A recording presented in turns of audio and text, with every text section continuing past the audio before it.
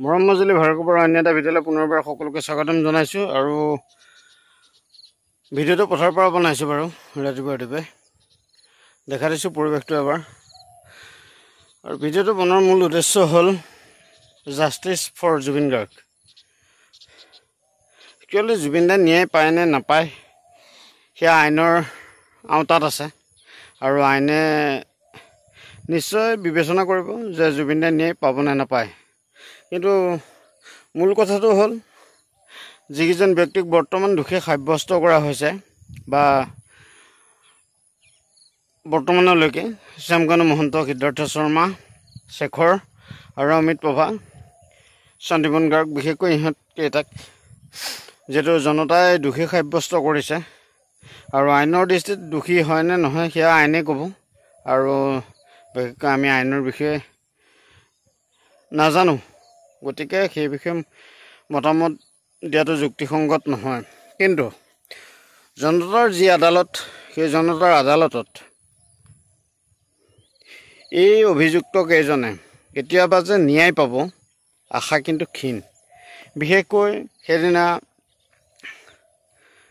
জেললৈ নিয়াৰ মুহূৰ্তত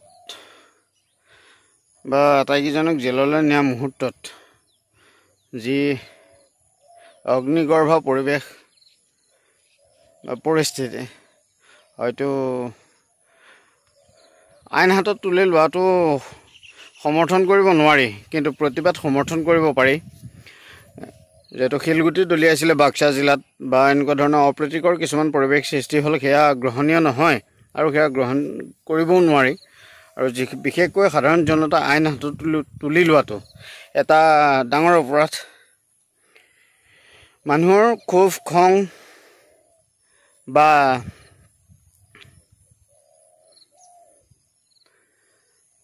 আৱেগ অনুভূতিবোৰ থাকিব পাৰে, কিন্তু সেইবোৰ আমি সংযত হ'ব লাগিব কিছু কিছু ক্ষেত্ৰত, ধৈৰ্য ধৰিব লাগিব। যিহেতু জুবিনদাৰ ন্যায়ৰ ক্ষেত্ৰত যেতিয়া আমি সকলোৱে যুঁজি আছোঁ, সকলোৱে যেতিয়া ছ'চিয়েল মিডিয়াৰ যি প্লেটফৰ্ম, সেই প্লেটফৰ্মত যেতিয়া আমি সকলোৱে ডিজিটেলভাৱে আন্দোলন কৰি আছোঁ যে জাষ্টিছ ফৰ জুবিন গাৰ্গ বুলি, গতিকে তাক আমি সন্মান জনাই আমি কিছু কিছু ক্ষেত্ৰত আমি সংযত আৰু সংযম হ'ব লাগিব। কিন্তু কেৱল আমি কাৰোবাক দোষাৰোপ কৰিয়ে বা কাৰোবাক আমাৰ অসমৰ মুখ্যমন্ত্ৰীজনক কেৱল তেখেতকে সমালোচনা কৰি আমি ন্যায় নাপাওঁ সেইটো সকলোৱে জানে। আৰু তেখেতক সমালোচনা কৰিবলৈ যোৱা মানে আমি ৰাজনীতিত পাকে পকাৰ বিষয়টো ৰাজনীতিলৈ নি থকাহে হৈছে।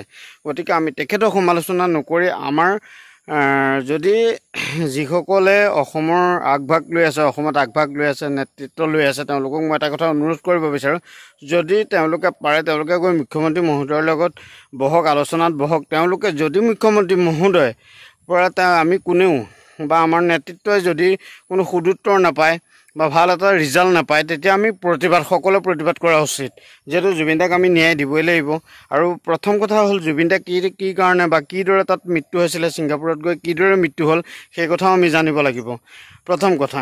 আৰু দ্বিতীয় কথা, এই যি পাঁচজন অভিযুক্ত, এই পাঁচজন অভিযুক্ত কেনেদৰে তেওঁলোকক ন্যায়ালয়ে শাস্তি বিহিব সেয়াও লক্ষণীয় হ'ব। আৰু গতিকে গোটেই বিষয়টো যদি আপোনালোকে আমাৰ অসমৰ যিবিলাকে নেতৃত্ব লৈ আছে, যিসকল ব্যক্তিয়ে নেতৃত্বত আছে, তেওঁলোকে গৈ পেলাই অন্ততঃ যদি মুখ্যমন্ত্ৰী মহোদয়ৰ লগত কথাটো আলোচনা কৰি বিষয়বস্তুটো আগবঢ়াই লৈ যায়, তেতিয়া আৰু বেছি ভাল হ'ব বুলি মই ভাবোঁ। বাৰু যি কি নহওক, সেয়া মোৰ ব্যক্তিগত মতামত। তাক যাতে মানে সমালোচনা বুলি নহয়। কিন্তু দ্বিতীয় কথা হ'ল জুবিনদাৰ ন্যায়ৰ বাবে আজি গৰিমা গাৰ্গ বৌয়ে বা পামী বৰঠাকুৰ বাইদেৱে যিদৰে ডিজিটেলি প্ৰতিবাদ কৰিবলগীয়া হৈছে, সঁচাকৈ দুখ লগা। আৰু যদি সন্দীপন গাৰ্গই এবাৰ যদি সেই বিষয়টো যদি এবাৰ ক'লেহেঁতেন অন্ততঃ, তেতিয়া হয়তো সন্দীপন গাৰ্গক এই যি সন্দেহৰ দৃষ্টি চোৱা নহ'লহেঁতেন। কিন্তু দুৰ্ভাগ্যবশতঃ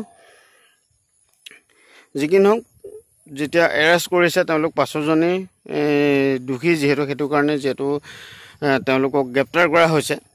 আৰু দ্বিতীয় কথাটো হ'ল জুবিনদাৰ ঘৰলৈ কোন আহিছে, কিয় আহিছে, সেইটো পিছত হ'ব, সেইটো আমাৰ বিচাৰ্যৰ বিষয় নহয়। আচলতে জুবিনদাৰ ঘৰলৈ, মৃতকৰ ঘৰলৈ, যিকোনো মৃতকৰ ঘৰলৈ যিকোনো ব্যক্তি আহিব পাৰে।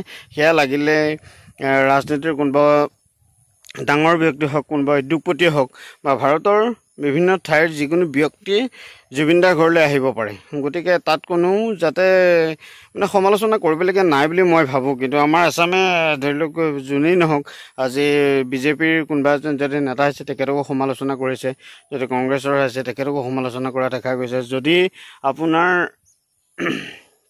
উদ্যোগপতি এজন আহিছে আজি ঠিক আদানী আহি যোৱাৰ পিছত আদানীক লৈ সমালোচনা কৰা হ'ল যে আদানী কি কাৰণে আদানী আহিব লাগে আচলতে এজন মৃতক জুবিন দাৰ হয়তো তেওঁৰ লগত কিবা সম্পৰ্ক থাকিব পাৰে সেইটো হয়তো আমি নাজানো গতিকে সেই বিষয়ে সমালোচনা কৰাটো আমাৰ যুক্তিসংগত নহ'ব গতিকে জুবিন দাৰ ঘৰলৈ যিকোনো ব্যক্তি আহিব পাৰে যাতে ৰাজনৈতিক ব্যক্তিসকল আহি পেলাই ৰাজনীতিৰ মুনাফা লুটিব নোৱাৰে তাৰ বাবে সকলো সজাগ হোৱাৰ প্ৰয়োজন কেৱল সমালোচনা কৰাতকৈ সজাগহে হোৱাৰ প্ৰয়োজন আৰু দ্বিতীয়তে আমি জুবিন দাক যি ন্যায় দিবলৈ চেষ্টা কৰিছোঁ সেই ন্যায় যাতে আমি সফল হওঁ বা সমূহ জনতা সফল হয় তাৰ বাবে সকলোকে অনুৰোধ জনাইছোঁ আৰু দ্বিতীয়তে যিকেইজন ব্যক্তিয়ে দোষী সাব্যস্ত কৰা হৈছে সেই মই পুনৰ কৈছোঁ সেইসকল জনতাৰ আদালতত তেওঁলোক সদায় দোষী আৰু আজীৱন দোষী হৈ থাকিব যে তেওঁলোক জেলৰ পৰা পৰাখিনিপেক্ষণ নোলোৱাই ভাল আৰু জনতাৰ আৱেগ জনতাৰ খং হয়তো তেওঁলোকে দেখি গৈছে গতিকে তেওঁলোক পৰাখিনিপক্ষত জেলতে যিমান দিন পাৰে যেতিয়ালৈকে পাৰে তাতে থাকি পেলাই পৰিয়াল চলাই থকাই ভাল কথা বতৰা পাতি থকাই ভাল আৰু তেওঁলোকৰতো